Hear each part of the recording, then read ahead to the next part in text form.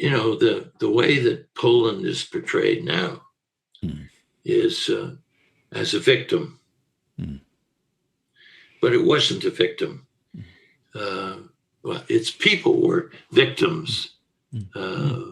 Its people were victims after the Nazi invasion. But Poland was a spoiler. And Poland is also part of this background. I guess Poland is crucial to the ultimate failure of diplomacy, the start of the European side of World War II. As the YouTube commenter noted before, Poland is central to some of the negative perceptions of the Soviet Union's role in the 1930s diplomacy as well. Relations between Poland and the Soviet Union weren't great in the 1920s. Indeed, the then leader of Poland, Marshal Piłsudski, was seen as like a bulwark against a communist takeover of Europe. Can you just tell us a little bit more about why Poland is so important to this story? Well, we should talk maybe a little bit about the 1920s. Well, first of all, in case your listeners aren't up to date on Polish history, the Polish state disappeared at the end of the 18th century, divided up between Tsarist Russia, Prussia, and Habsburg Empire. Disappeared. Poland disappeared from the map until 1918, at the end of the First World War, when it was reconstituted, especially with support from France. And Pilsudski became Joseph Pilsudski became the head of this new Polish government, and he had previously organized military units to fight on the side of the Austro-Hungarian army during the war against Russia. He was,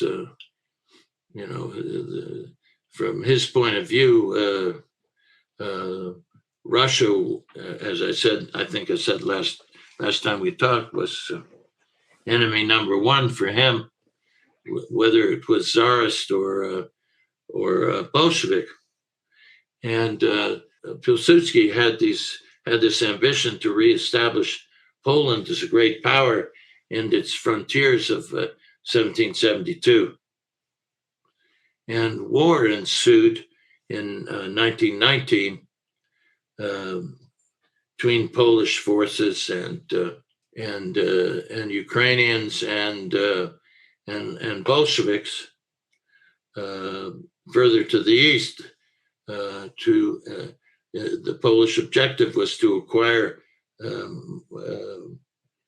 what had been Polish territory before it disappeared from the map.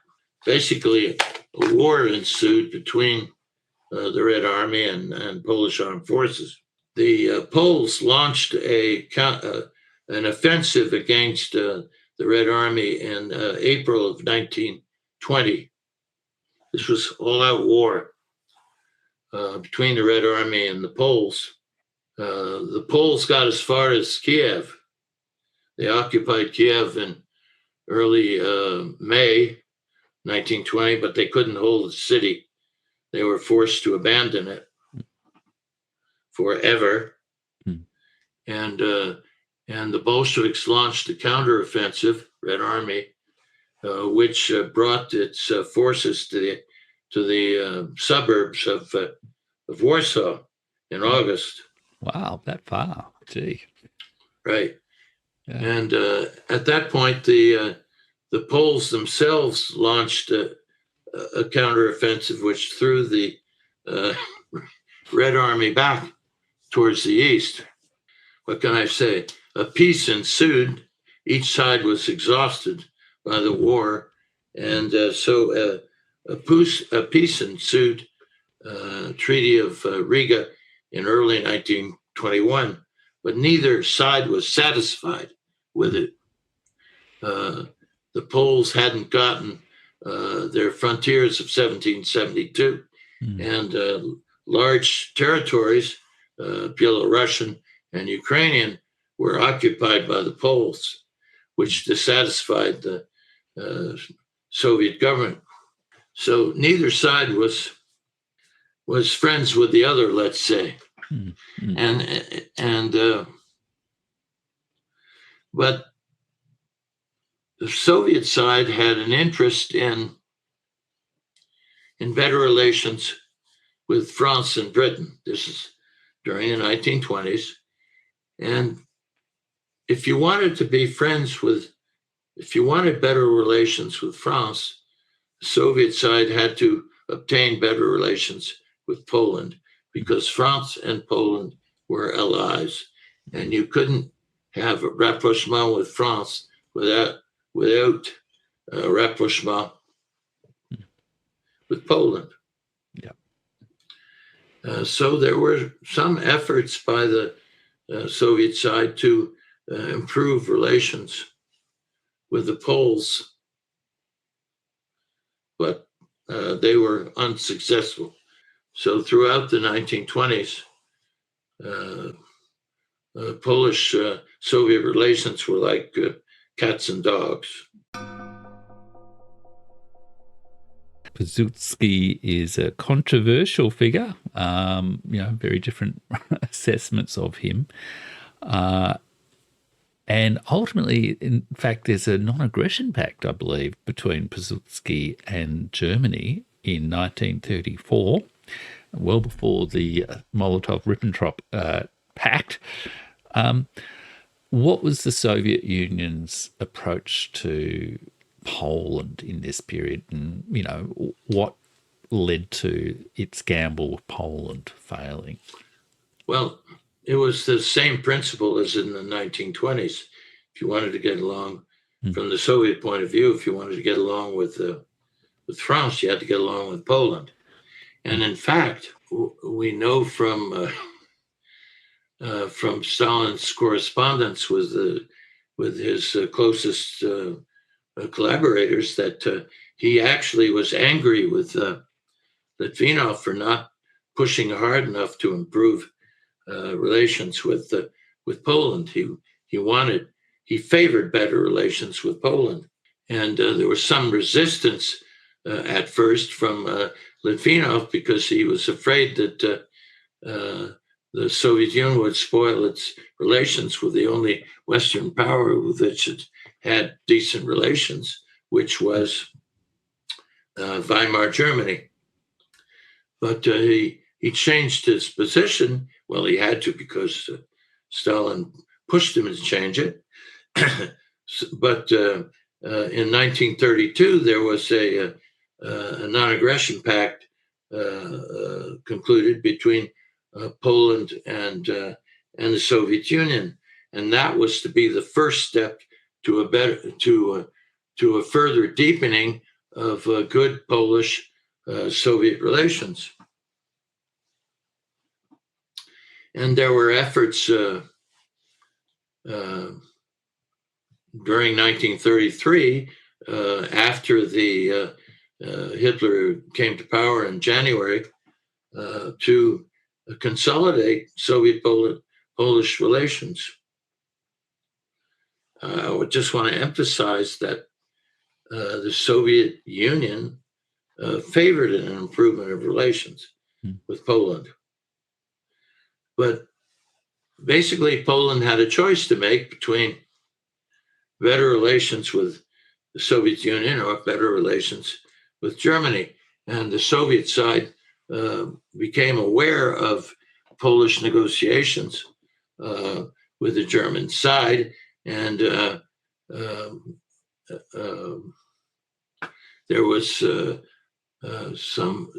some arguments inside the Soviet government about pushing harder to obtain better relations with Poland, and skepticism in Moscow about those possibilities. And finally, in arguments between the Soviet ambassador in Warsaw and the apparatus of the Commissariat for Foreign Affairs.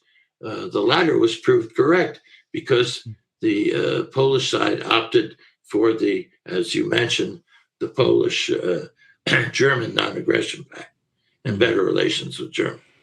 That spoiled this first effort on the Soviet side to obtain better relations with Poland. And was there, like, Pilsudski is, I mean, his ideological orientation, let's say, is sort of a little bit debated, I guess. He is, I mean, as you were saying, he wanted to restore Poland's 1772 boundaries back in, the glory days of the Polish-Lithuanian Commonwealth, and he instigated a kind of a coup. Was quite authoritarian had a relatively repressive state. But was he ideologically similar to Nazi Germany, or was there an affinity there, or was it more, I guess, anti-Soviet perspectives that drove Poland's policy there? The Soviet side considered Pilsudski to be a scoundrel and a Russophobe. Yeah. And I think he was. But he was a Polish nationalist. He was a determined Polish nationalist, and he fought hard for Polish interests. Mm-hmm. And he had a choice to make. Mm-hmm.